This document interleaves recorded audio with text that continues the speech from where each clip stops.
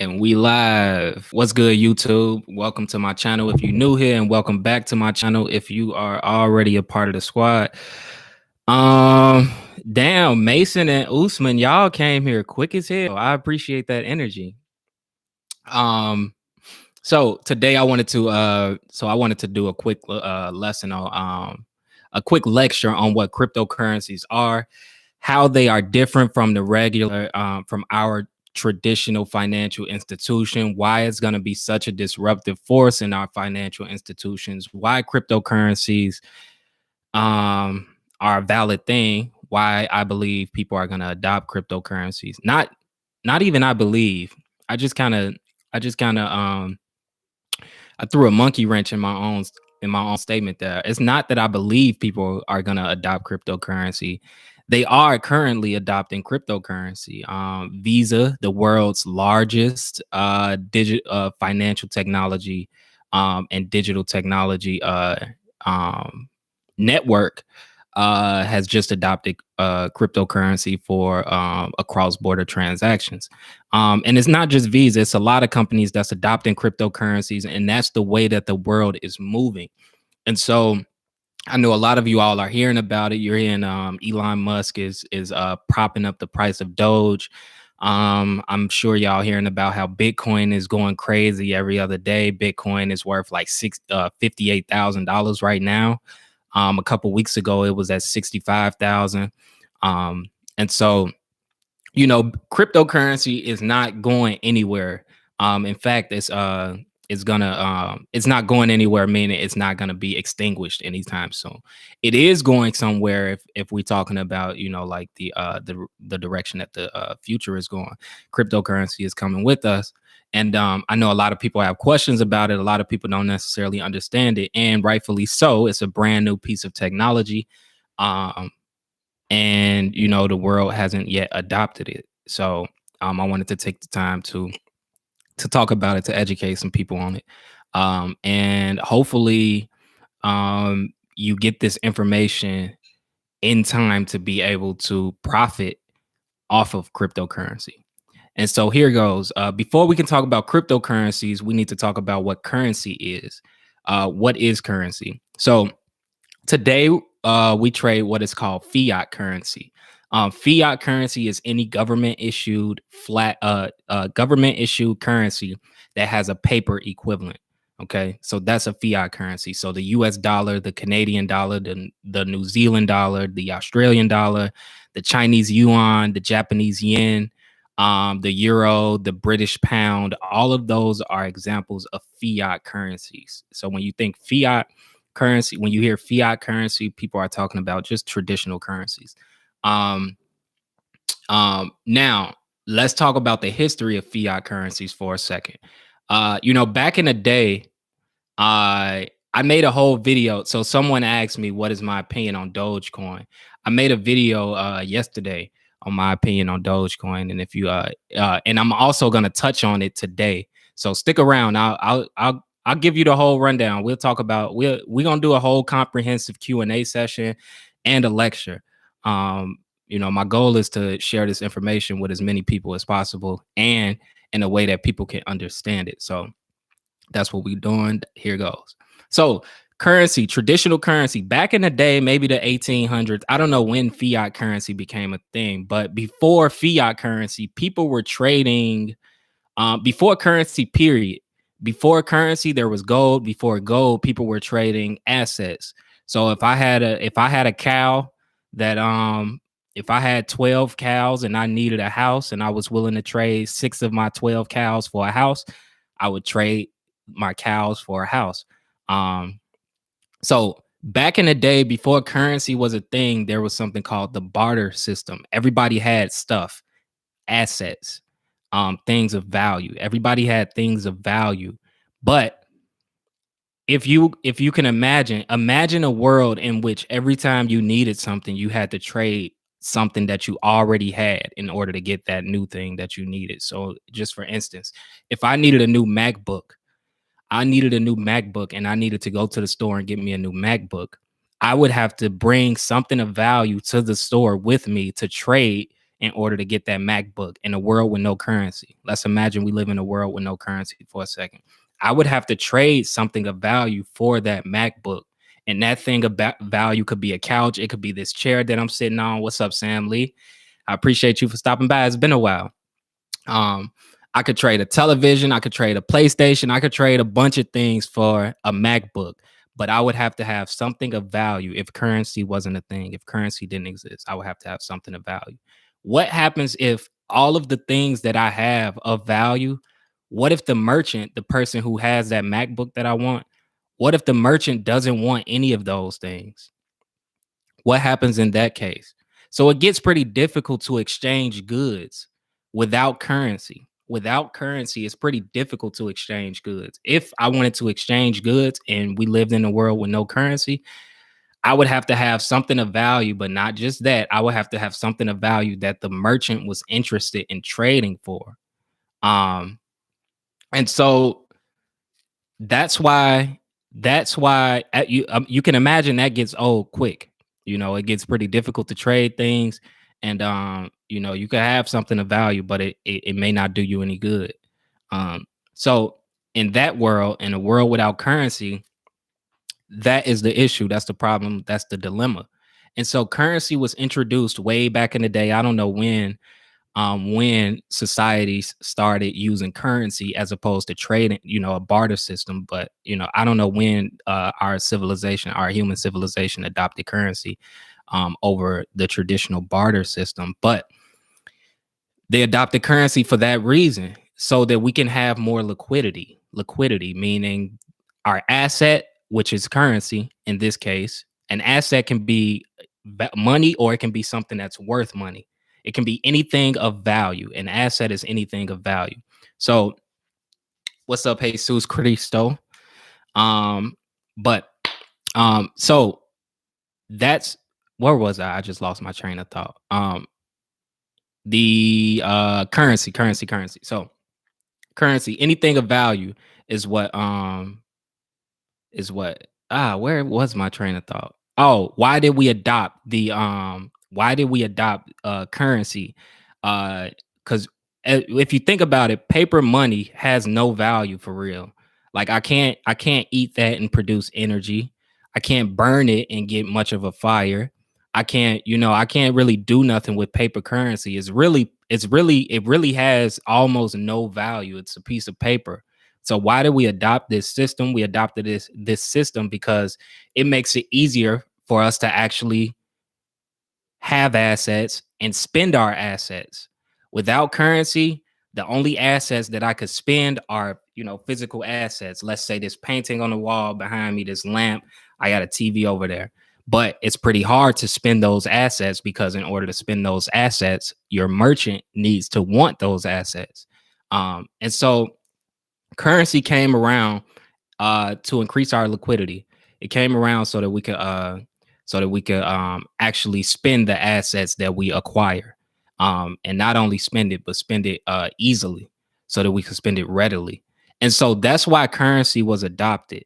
Now, how now currency, as I said, it has no value other than what we assign to it. We assign the value to currency. We get to decide what currency is worth. And so how did we get people how do we get people to adopt these currencies early on? Banking came around, banking institutions. So these banking institutions came around and they started offering people interest. They said, "Hey, if you bank with us, meaning if you hold currency, then we're gonna give you a little bit of currency just for holding the money here." So they incentivize consumers. How did they incentivize merchants? They incentivize merchants the same way.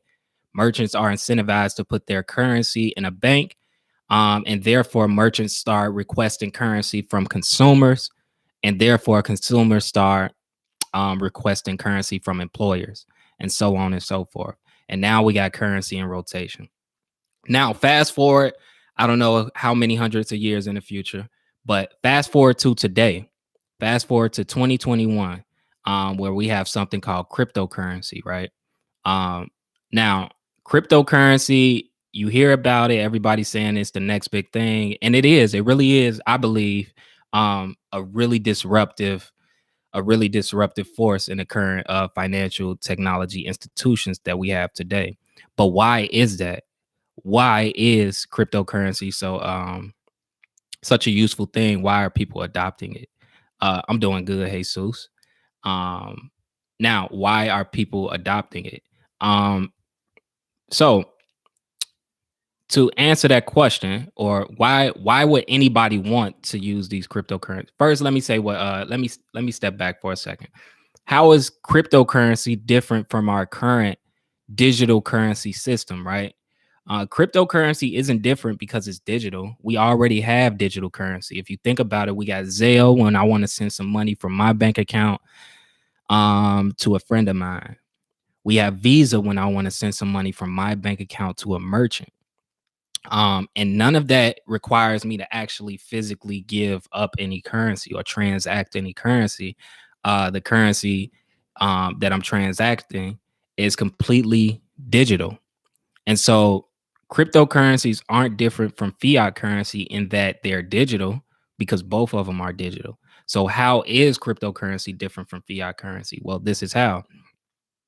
Um, as it stands now, fiat currency is administered by a central form of government. Okay.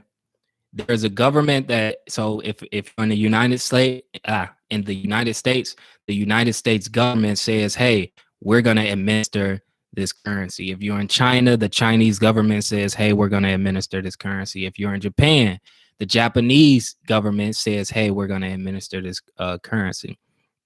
Um, and that currency is only valuable in the country for which it is administered. Cryptocurrency is different from traditional fiat currency. This is just one of many reasons why it's different. But cryptocurrency is different from the traditional fiat currency because it's not administered by a government, a country's government.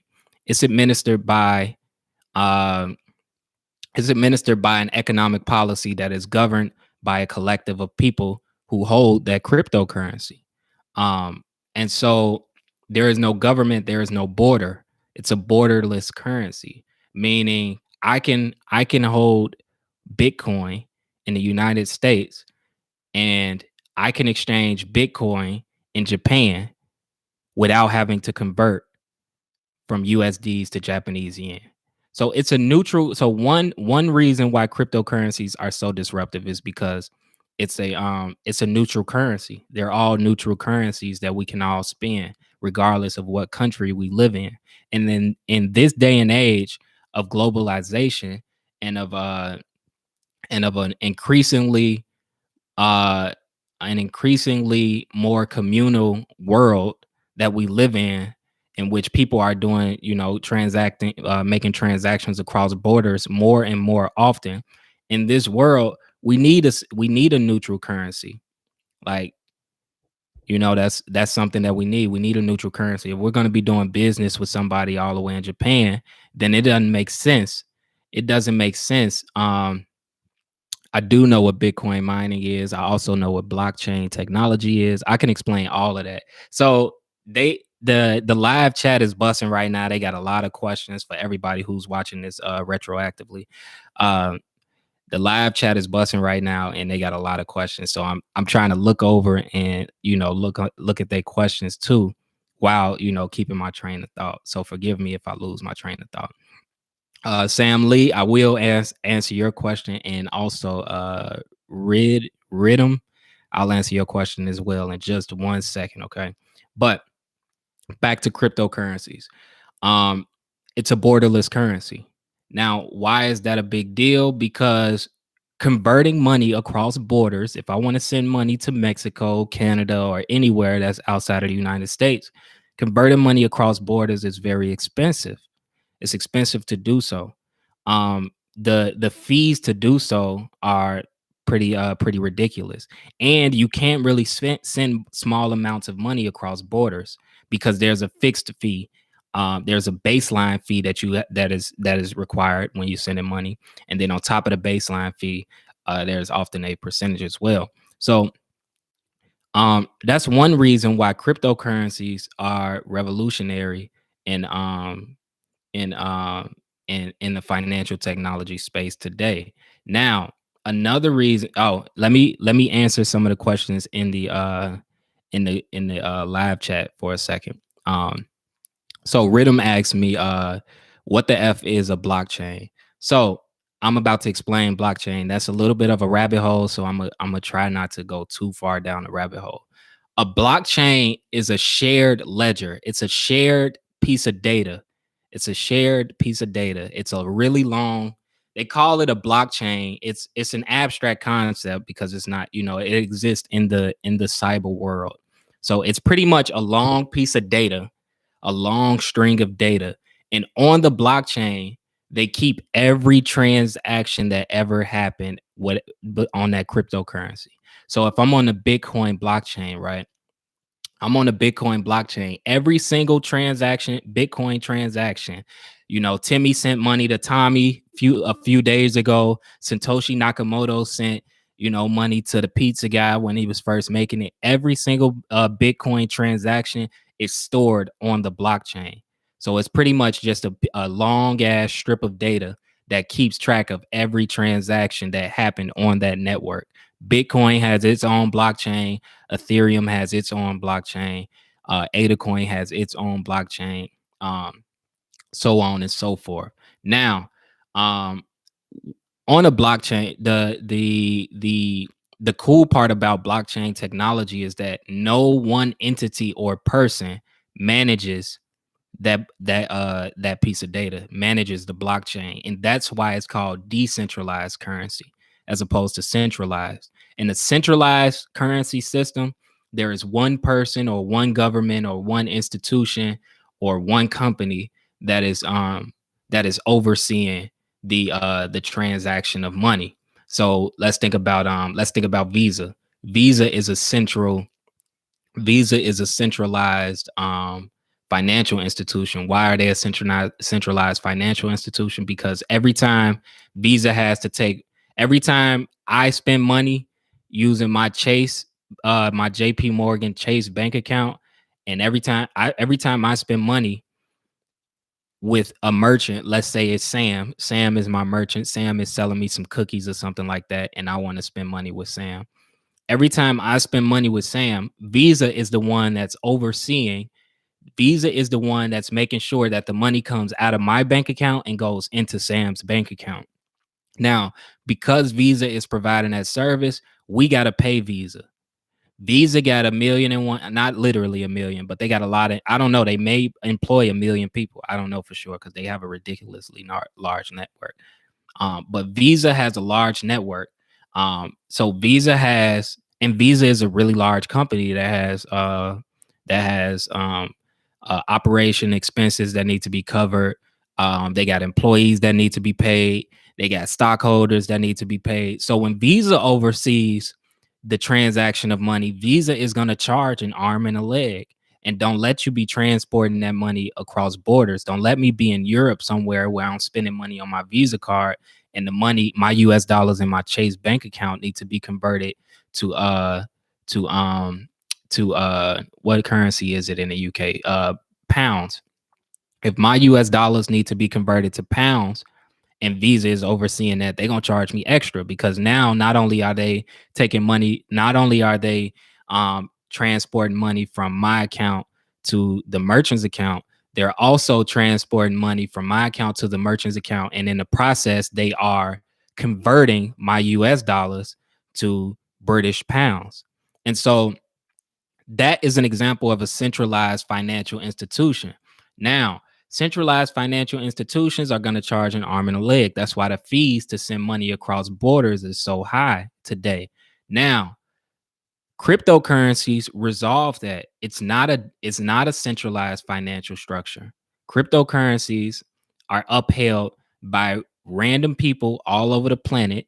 So I can be one guy, me in Wisconsin, USA. There's people in Africa, Ethiopia, Tanzania, South Africa, so on and so forth, upholding, it's a community of people upholding the network. It's a community of people who vote and validate all of these transactions. And then um so that's why it's considered decentralized. There is no central institution that's overseeing the transaction of money. There's a community of people, all of which none of them know each other, presumably, or the vast majority of them don't know each other.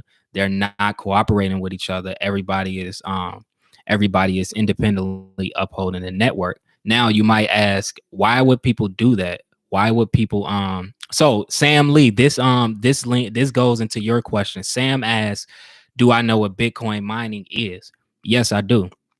Bitcoin mining is the process of upholding the Bitcoin network, meaning you participate in the facilitation of these transactions that happen on the Bitcoin blockchain. So, just to give you all an example, if I'm a Bitcoin miner, I'm gonna be somewhere with my mining farm, somewhere minding my business, while my mining farm is facilitating these transactions that happen on the Bitcoin blockchain. And as I facilitate these transactions, um, new Bitcoin that is created, new Bitcoin that is created in exchange for me taking the time out of my day to facilitate these transactions. In exchange for that, I actually get paid with the brand new Bitcoin that is minted. Okay. Um, so that is what Bitcoin mining is. It is the process of upholding the network, because we don't have a central, with decentralized currencies, you don't have a central company that's going to facilitate transactions for you, and so you need the community to do so. And in exchange for them doing so, they are then rewarded with a freshly minted cryptocurrency. Uh, Also, the fees that you pay when you send out cryptocurrencies, those fees go to the people who are upholding the network. So that's why you pay fees. Um, but I digress. What was I think there was another question that I wanted to get to before I kept going. Uh All right. So Sam Lee says, so say you have tons of computers, you can just mine tons of Bitcoin and make a lot of money. Yeah, exactly. That's exactly what they do, Sam. But it's not just tons of computers you need. So in your computer, in my MacBook, I have something called a CPU, a central processing unit. Um, Now a GPU, a graphic processing unit, is about 6 times stronger, meaning it has 6 times the computing power of a central processing unit. So one GPU equals 6 MacBooks, right? And just to put it in simple terms. So one GPU has the computing power of 6 MacBooks, roughly. To mine Bitcoin successfully, you need about a million. Not This is not me exaggerating. This is like literally. You need about a million GPUs. You need about a million GPUs, and those GPUs are very expensive to A, acquire, and B, keep cool. So Bitcoin miners spend on a fuck ton of money. They spend so much money um powering these computers that they use to mine Bitcoin, that it's pretty difficult for a regular person, you and me, to be a Bitcoin miner, because you would have to the energy costs are astronomical. These Bitcoin mining companies pay millions of dollars in energy costs. So yeah, so Sam Lee says, damn, so that's how the rich stay rich. You're right. But Bitcoin, so think about it, right? So Sam is on it, right? All right, Sam, I appreciate you. I appreciate your commentary, because it's a good segue. Cryptocurrency was made to be decentralized. If there is only 5 or 6 people in the world that actually get to maintain the Bitcoin network, is Bitcoin really decentralized? The answer to that is no. 5 or 6 people, that kind of defeats the purpose. That's a central collective. 5 or 6 people, that's a small collective. Those 5 or 6 people could conspire together to screw the rest of us over. And so Bitcoin was pretty much a proof of concept. Bitcoin is considered a first generation cryptocurrency. It is the first generation cryptocurrency. It's the only one. So Bitcoin is pretty much a proof of concept. Satoshi Nakamoto, he or they, whoever he or they are, they made Bitcoin as a proof of concept to show you that decentralized currency structures can actually exist. And so after they made it known that these decentralized currency structures actually exist, the rest of the community, the developer and tech community, took that and ran with it. They do what humans typically do. They took something that worked and they made it work even better to create a second generation cryptocurrency, which is where Ethereum and Litecoin came in. Ethereum and Litecoin are considered second generation cryptocurrencies. Now, those cryptocurrencies, they do run a bit better, but they still have some problems. And so that's where the third generation cryptocurrencies come in. Cardano's ADA coin is a third generation cryptocurrency. Algorand's Algo coin is a third generation cryptocurrency. Polkadot is a third generation cryptocurrency. There's a list of them. There's a lot of companies that's coming out. A lot of cryptocurrencies coming out. Um, and they doing some innovative stuff. Now, going back to so Bitcoin is the worst, but worth the most. That's what Sam Lee says. That was his question. So Bitcoin is the most archaic. Bitcoin, I wouldn't call Bitcoin the worst. Bitcoin is kind of like gold, right? Like when humans first started adopting currency, gold and precious metals, those were among the first currencies that they adopted. But there was a problem with gold and precious metals. Um, there wasn't enough to go around. Currency needs to be such that there is enough to go around. There isn't enough gold. Even if we evenly split up the gold amongst everybody, I don't think there will be enough gold to go around. And that's why they made paper currency. And it's the same thing with Bitcoin. Bitcoin has a cap. There will only ever be 21 million Bitcoins minted. That's the economic policy that was programmed into Bitcoin by Satoshi Nakamoto and the rest of the development team. And so, just like gold, how there is only whatever amount of gold there is on the earth, that's all we get to trade. It's the same with Bitcoin. There's only 21 million Bitcoin, and that's all we'll have. And so, um, Bitcoin's economic policy was created to resemble that of gold. It was meant to be kind of like the digital gold, and that's why they call Bitcoin the digital gold. But just like in with fiat currency, how we got gold and then we got currency, it's the same thing with cryptocurrencies. We have digital gold and then we have digital currency. And ADA coin, Algorand, Polkadot, Ethereum is working their way from second generation to third generation. So Ethereum is making upgrades, and Ethereum, they're another, another currency, whereas Bitcoin is like digital gold. So I wouldn't say Bitcoin is the worst. Bitcoin is the oldest. It's the first of its kind. And it's obsolete technology, but it's a novelty, right? People value Bitcoin. Bitcoin is like gold. Like gold doesn't have much use, but we value it. That's something that's ingrained in our economy. And so Bitcoin will be the same thing for cryptocurrencies. So that's a good question, Sam. I appreciate you asking those questions. I think you won't be the only one who has these questions. So uh, the question that you ask is valuable to many people, not just me and you. But I lost my train of thought again. So I was talking about how cryptocurrencies are different from our current digital currency system. And one thing that I said is that it's borderless. Cryptocurrencies don't have a government, a central government. It doesn't have a border. Any cryptocurrency can be accepted in any country. I could fly from here to Ethiopia and start spending my ADA coin if I chose to, without having to be bothered with converting it, without having to pay all those expensive fees. And so that's one reason, and that's probably the biggest reason why cryptocurrency is going to disrupt our current financial institutions. Um Another thing about cryptocurrency, another reason why cryptocurrency is so revolutionary, why it's so innovative, is that my bad. Um, so cryptocurrency, I keep losing my train of thought. Um, yeah, I keep losing my train of thought.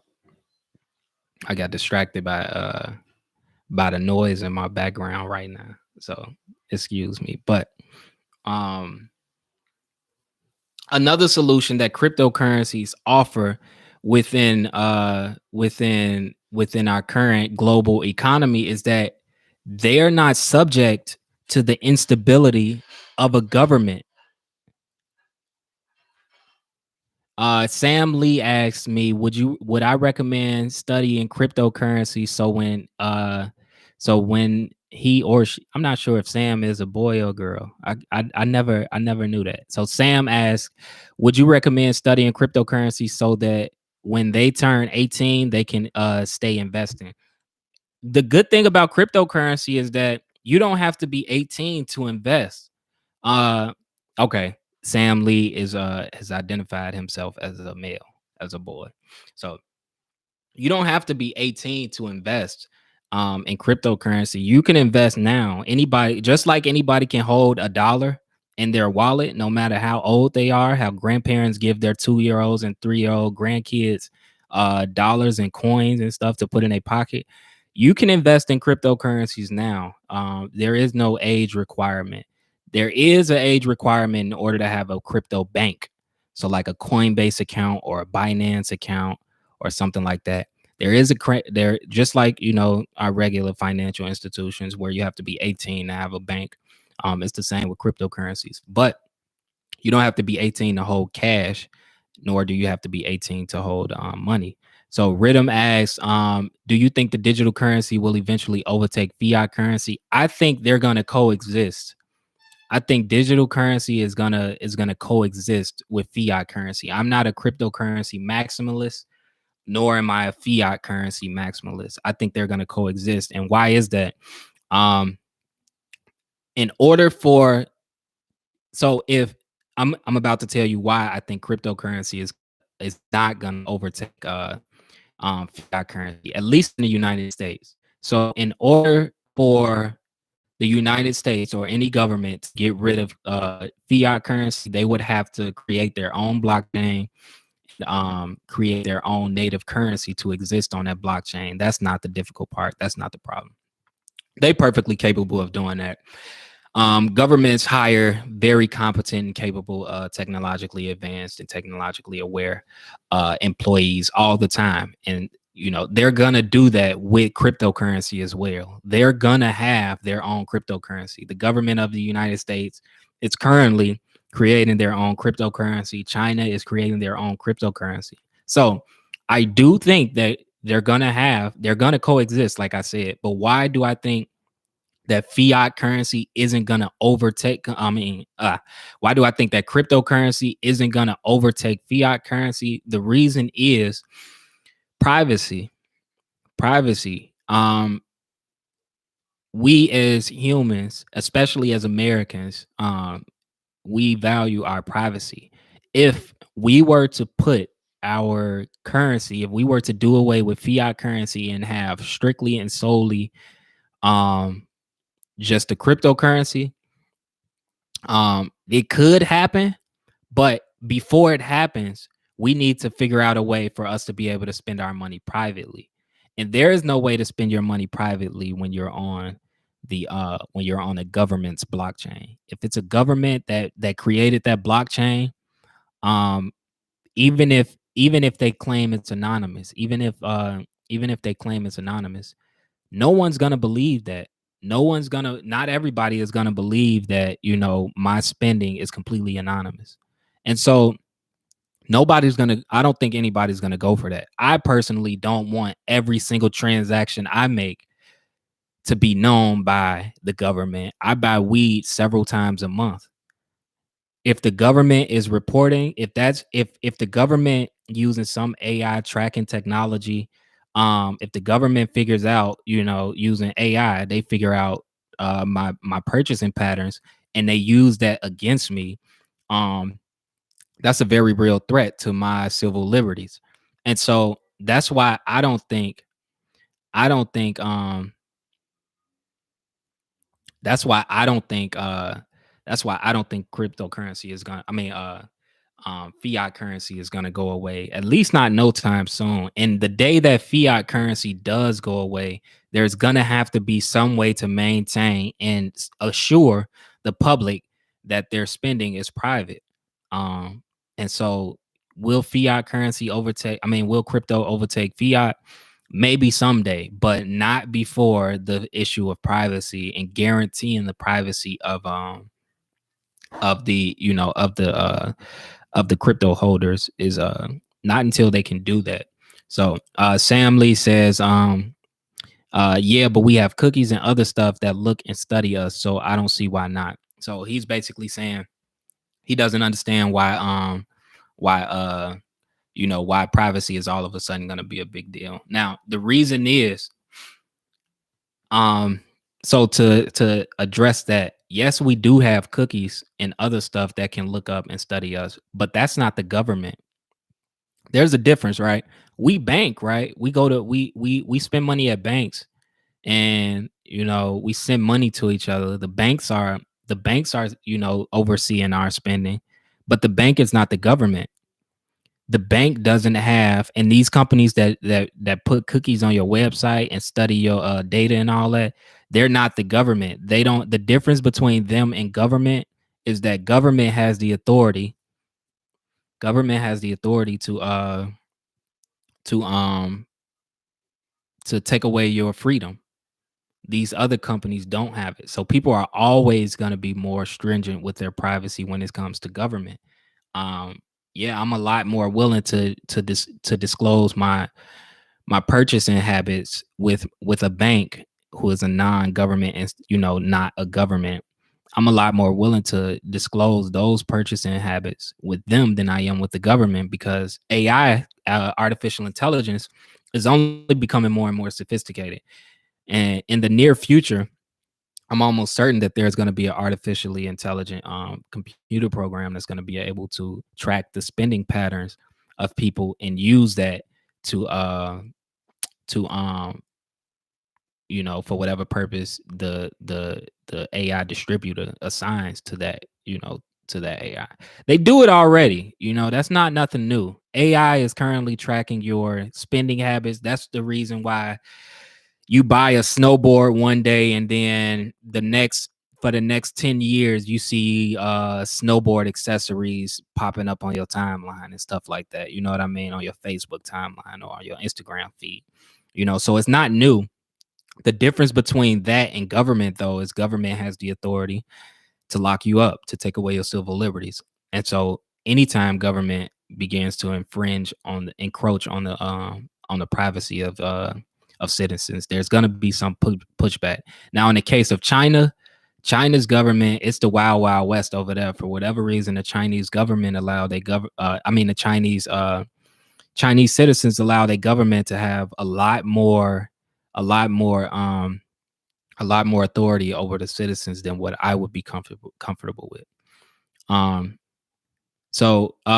but I've digressed pretty far from this cryptocurrency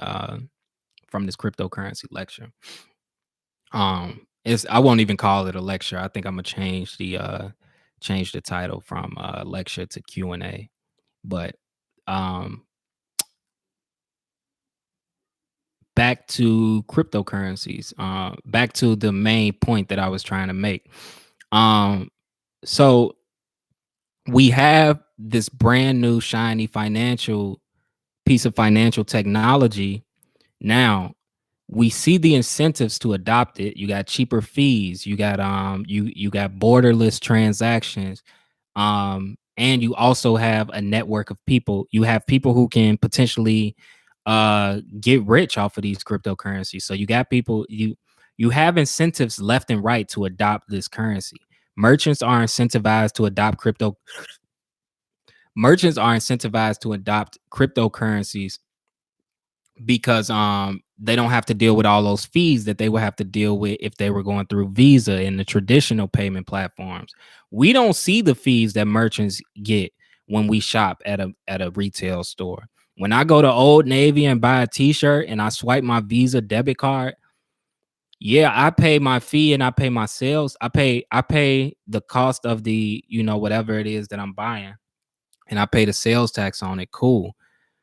But the merchant has fees on their end that they are forced to pay.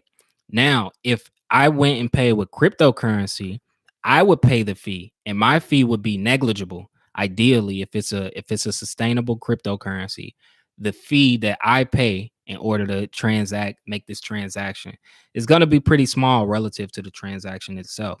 Algorand, I think the fee is like 1/1000th of an algo coin, and one algo coin is worth $1.57, somewhere around there right now. So like $1.50 or something like that. So 1/1000th of $1.57, that's the fee that you pay um in order to do an Algorand transaction. Um and so that's a really negligible fee. I'm not gonna notice that. Like that's like less than a penny. You know what I mean? So I don't notice that. That's like a tenth of a penny, I believe. 1/1000, it's like a tenth of a penny, a little more than 2/10 of a penny, a little less than 2/10 of a penny. And so you really don't notice these transactions as the consumer, and you notice the money that you get to save by not having to pay fees as the merchant. And so we have incentive for people to adopt these cryptocurrencies. In addition to that, you get you get rewards for owning these cryptocurrencies. You get rewards just for owning these cryptocurrencies. And so that's another incentive for consumers to adopt these currencies. There's plenty of them. The list goes on, but those are the two major differences. How you doing, Cop? Appreciate you for stopping by. Those are those are the major differences. I appreciate you coming through. He said, "Nice to see me stream." I definitely appreciate it too. I've been in a content creating mood these last few days, and so I think y'all noticed with how many videos I've released just over the last 24 hours. I think this like my third or fourth live time going live in like 24 hours. But yeah, is there any other questions that you all have about cryptocurrencies? Someone asked, "What is my opinion on Doge?" They asked that closer to the beginning of the stream. I gave a video on it, on all the reasons why I don't like Doge, why it's not a sustainable cryptocurrency, why Doge is gonna fall to being worthless at some point, um, and why I wouldn't touch Doge with a 10-foot pole. And so I won't be touching Doge. I don't like the economic policy of Doge, and so I won't be touching it. Now, if the economic policy changes anytime soon, and and it's not an infinite inflationary economic policy going on, then yeah, I can get jiggy with Doge. But as of now, they don't have a development team. They um it's there is no cap on Doge, so it's just gonna keep they're just gonna keep producing more and more and more and more and more. Um and anybody familiar with the concept of supply and demand, or inflation, you all know why that's a bad thing. So Sam asks, is stocks just cryptocurrencies? No, they're different. So they're different. Why are they different? Stocks produce currency. Here's a stock is a portion of a company. If you own stock, you own a percentage of a company. And also stocks produce money. Cryptocurrencies themselves are money. So you won't see anybody going to the store. You can barter, but you won't see anybody going to the store and saying, "Hey, I'm gonna pay you in, Google stock or an Amazon stock." You don't see anybody doing that, because stocks aren't a currency. But cryptocurrencies, not yet. You don't see this, but you will. You will in a few years. You'll be able to go to the store and pay for something with your cryptocurrencies. Um, and that's like a simplified difference between that's one of the a few differences between stocks and currencies. A stock will be considered an asset, and currency and assets are two different things. And so that's that. Next time I think I'll probably write some stuff down because I lost my train of thought like a few times. I had a few points that I feel like I'm gonna end this stream and I'm gonna be like, damn, I should have I should have remembered to say this. But I'll leave you all with this. I know a lot of my viewers are young, a lot of my viewers are under the age of 18. You can, it doesn't matter your age. There is no age requirement in order to invest in cryptocurrencies. It's a currency. It's not a security, it's not an asset, it's a currency. And there's no age restriction on holding currencies. And so no matter how old you are, you can currently invest in cryptocurrencies. I wouldn't recommend Dogecoin.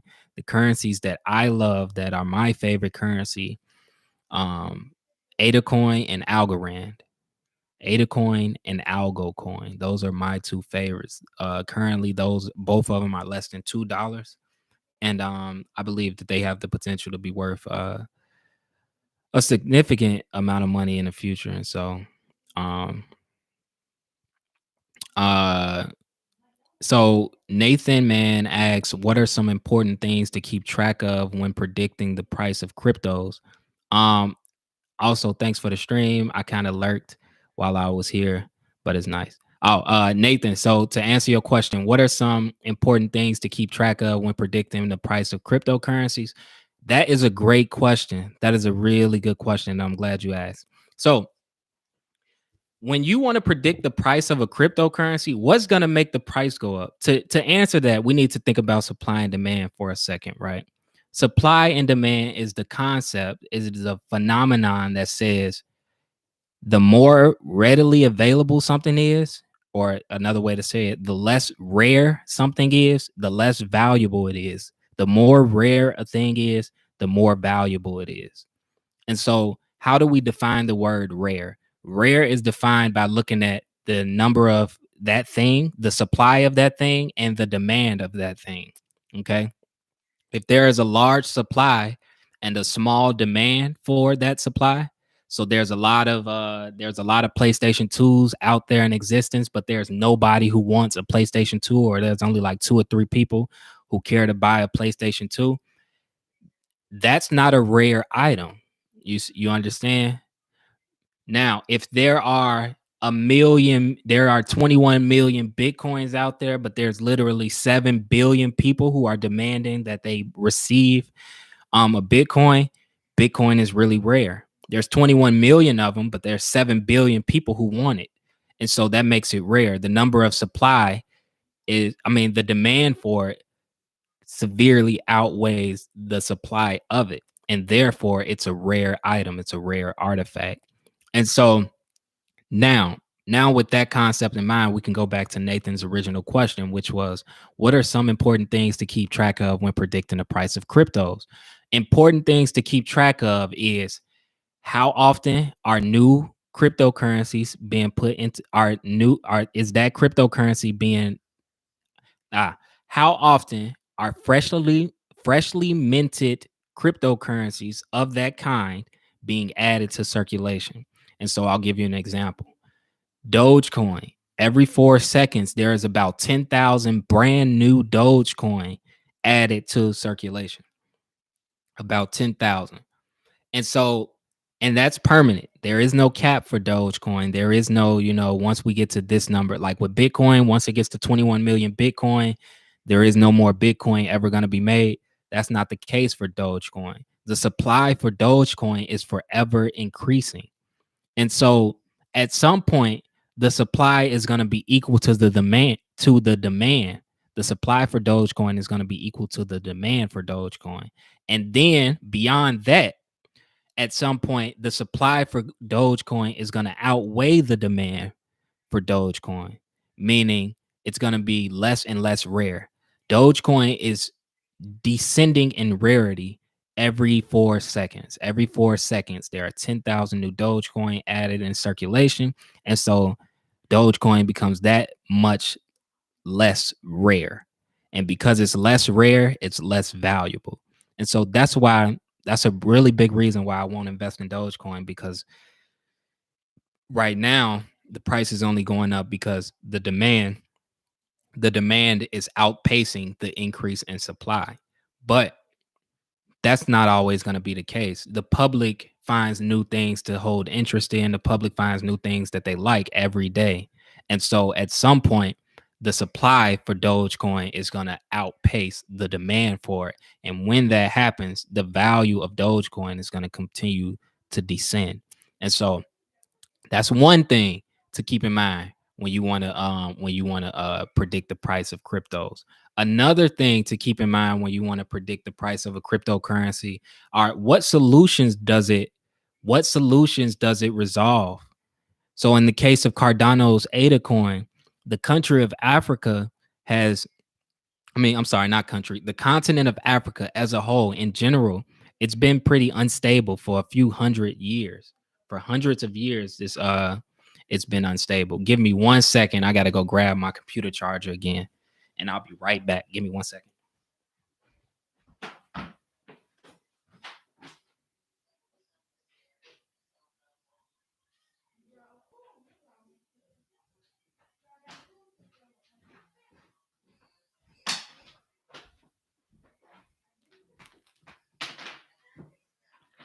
All right, I'm back.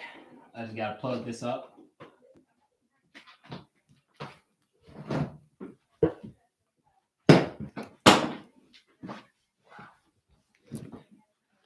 All right. So supply and demand, the inflationary rate, I talked about that on when predicting the price of cryptos. The other thing is what solutions does it bring? Cardano's ADA coin, it resolves a lot of issues that a lot of countries in Africa are facing. A lot of currencies and unstable governments, currencies distributed by unstable governments they pose a problem for the people who are forced to trade that currency, because a lot of people in these developing countries, what happens is they spend a lot of time, years, a lot of blood, sweat, and tears. They spend this time over the course of years saving up a nest egg. And they get this nest egg, and then some ridiculous event happens within this unstable country that causes the value of the country's currency to severely decrease. Something happens. If it's war, a lot of money is being printed to pay for stuff. And so inflation happens. Like I said, when something supply and demand, if you make something less rare, so in this case, a country's government issued currency, if you make it less rare by printing more of it out, it's less valuable. And so you got some farmers in these some farmers in these agricultural in these rural areas of developing countries. You got some farmers spending a blood, sweat, and tears saving up, and they save up enough for a house, and then something ridiculous happens, and now the money that they had in the bank that was, at first it was 3 months ago, it was enough for them to purchase a nice house, and now they can barely get a used pickup truck with that money because the value of their currency has uh has decrease significantly in such a short amount of time. And that's a very real problem that people in developing countries face. And so cryptocurrency solve that problem. The value of Bitcoin doesn't depend on what's going on in China. You know what I'm well, it actually does. Because a lot of the people who uphold the network in China, to uphold the Bitcoin network are in China. So let me give you another example. The value of Bitcoin isn't going to be as easily shaken by some bullshit happening in China. You see what I mean? Or some bullshit that's happening in, elsewhere. So if I live in a developing world, in a developing country, a third world country, and I'm trading, and I got the option to use country's fiat currency, or I can use this currency. I know my country's fiat currency, shit, it might be worth $10 in the US, And I mean, you know, today it might be worth something, tomorrow it could be worth half that. Whereas on the other hand, my cryptocurrency is a lot more stable. It doesn't depend on what's going on in my country. It depends on, you know, what's going on around the world. And so um the stability Nathan, how old are you? I never know how old the people I'm talking to, so I try to simplify it as much as possible. I assume that everybody I'm talking to is an adolescent, and I find that way. I okay, 16. Okay, cool. So um, but yeah, that's one thing. That's one reason. That's one thing you want to look into when you're trying to do price predictions. Sam, I feel like you were 13 when I first started. When I first started, when you recently had a birthday then, if that's the case, if you're 14 now. But back to what I was saying. Um, so those are two things that I just mentioned. One, the inflation rate, how much inflation is happening with that currency. And if it's a lot of inflation happening with that currency, like in the case of Dogecoin, then I'm running the other way. Um,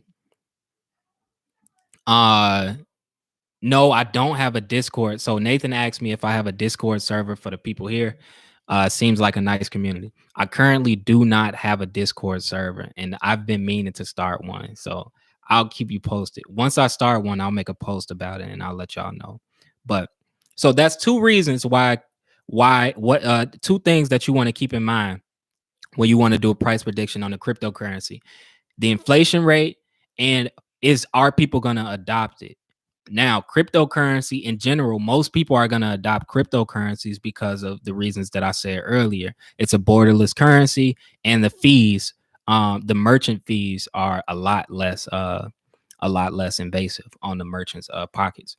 And so, uh, those two things you want to keep in mind, and also, you want to keep in mind um, is that cryptocurrency, man, does it have a core development team? So does this cryptocurrency have a core development team? Most cryptocurrencies do. Bitcoin, I believe, has a core development team. Ethereum has a core development team. Cardano has a core development team. Adacoin, Algorand has a core development team. Um, Dogecoin doesn't have a core development team. If something go wrong on the Dogecoin network, maybe some volunteers might do something to fix it, but other than that, you might be SOL. And so that's something that you want to consider. Ultimately, if the value of a currency is going to go up, the demand for that currency has to go up. So when you're doing a price prediction, you want to try to figure out what is going to make people demand this currency. Why are people going to adopt this currency? Why are more and more people going to want this currency as opposed to the next one? So if people just want Doge so that they can make some money and then sell it, that's not a good reason to be wanting to buy Doge, because that only works for so long. Eventually, people are gonna stop believing you. The bottom falls out eventually. That's not a sustainable system. If I'm buying Doge just so I can sell it to the next guy, there always has to be a seller. There always has to be a buyer. I'm sorry. There always has to be a buyer. And if you have no incentive for buying Dogecoin other than I think it's gonna make me some money, then then it's not gonna last long. Now Cardano's ADA coin, that's not the case. The Cardano blockchain has just been adopted by the government of Ethiopia. Every transaction that happens on the Cardano blockchain, whether it's a currency transaction or something else, because blockchains don't only do currency transactions. Blockchains can house personal data, they can house sensitive data, they can house student records, they can house registries. um Blockchains can house a lot of data. Blockchain technology is good for any time you want to store some data that is meant to be shared amongst the public. Anytime you want to store, you want transparency when you transact some data. And that's when blockchain technology is useful. Now, why are people going to adopt Cardano? Because Cardano has why are people going to adopt Adacoin? Because the Cardano blockchain, where Adacoin is housed, The Cardano blockchain has many other use cases outside of just the currency. The Cardano blockchain has many other use cases that I mean I can give you some, but there's also more that that exceed my imagination. And so every one of those transactions require a fee to be paid, and that fee has to be paid in ADA coin. And so if the government of Ethiopia is using the Cardano blockchain, and the government of Tanzania is using the Cardano blockchain, and Atala Prism, the company, is using the Cardano blockchain, and World Mobile, a phone company, is using the Cardano blockchain. If all of these people are adopting this blockchain, and every time they interact with the blockchain, they have to pay some ADA coin. That means that they have to hold ADA coin. They have to adopt ADA coin as a currency, which means there is an actual reason for having ADA coin outside of just wanting to hold it for a little while, wait, make some money, and sell it to the next guy. And so that's why ADA coin, and not just ADA coin, but Algorand, a lot of these third generation cryptocurrencies. That's why these third generation cryptocurrencies are going to be adopted, and that's why Dogecoin is going to be left aside eventually. Sam Lee asked me, do I invest? Yes, Sam, I do invest. I invest. I am just as much an investor as I am a gamer. Sam knows me for my gaming content. But I'm really big on investing. I'm really big on financial literacy. I'm really big on teaching people while they're young. So like your age, you and Nathan's age, while they're young, how to manage their finances, how to think about finances. And the reason for that is because I was never taught that. I was always good as a child, as a child, and as a teenager, as an adolescent. I was always good at making money. I knew how to make money. I didn't know how to manage money. And so the money that I made always ended up leaving me. And so and that's okay when you're a child, but when you're an adult, that's a problem. You don't have parents to supply you with more money or give you, the things that you need. And so it became imperative that I learn how to manage my own money. And so that's what I ended up doing. But I appreciate y'all for coming through, even though I hope this was informative, at least to some degree. I don't even want to go back and rewatch. I usually rewatch my videos.